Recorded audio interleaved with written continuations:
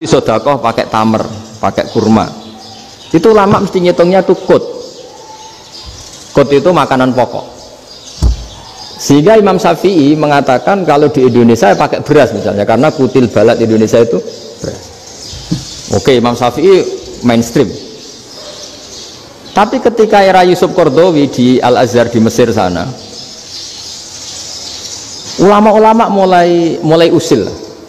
Sama sih ingat Mbah Mun sering gejlokan, lah iya petani gabah, petani padi wis melarat wajib zakat. Petani cengkeh, kakao, suga-suga ra wajib zakat hanya karena yang ditanam tidak kut, tidak makanan pokok. Jadi mulai ada ulama mulai gerah lah, kalau bahasa politiknya mulai gerah. Yang petani miskin gara-gara yang ditanam padi wajib zakat.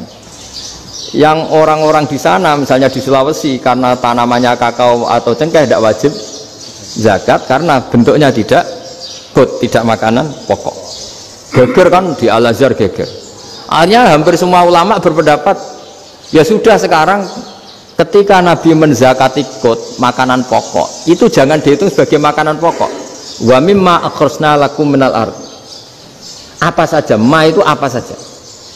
Makanya kata Yusuf Qaradawi, ma itu apa saja. Makanya semua tanaman yang menghasilkan uang itu wajib zakat.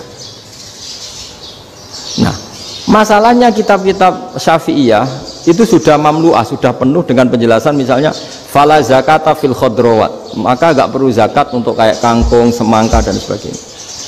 Nah, lalu kiai-kiai angkatan modern kayak Mbah Mun itu sering dapat masukan. Saya pernah dengar sendiri, Yai, saya ini punya sawah 1 hektar, tak tanamin padi, itu nggak pernah kaya saya.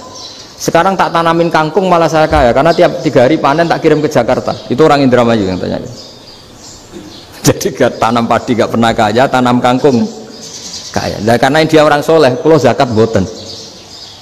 Mau diwajibkan zakat tidak makanan pokok, mau tidak wajib dia kaya. Semenjak itu perubahan di Indonesia ikut. Akhirnya ada zakat, pokoknya asal tanaman yang 1 nisab ya wajib zakat. Masih ada debat lagi.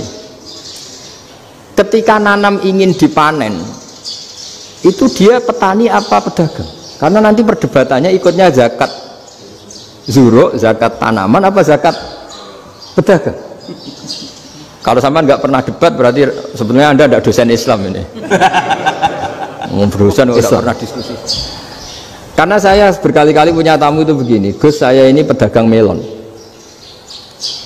tapi dia penanam melon, jadi pedagang yang agak ingin badi banyak. Itu caranya gini Pak Rektor, saya misalnya pedagang melon, daripada saya kulak di pasar atau dari petani sudah mahal, nyewa tanah sekian hektar terus ditanami melon.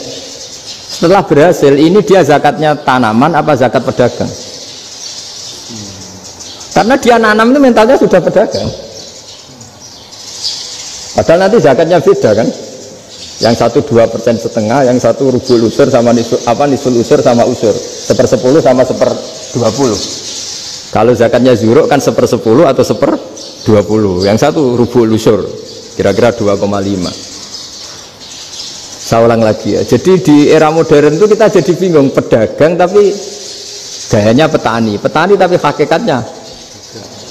Jadi gampangannya gini ya, kalau saya pedagang beras, kok saya kaya raya, itu mendingan nyewa sekian hektar untuk ditanamin beras, padi ya, daripada tengkulak, daripada beli. Akhirnya perdebatannya, ini zakatnya pakai apa? Misalnya tebu, misalnya petani tebu. Oh jelas kalau jual nanam tebu itu ingin dijual.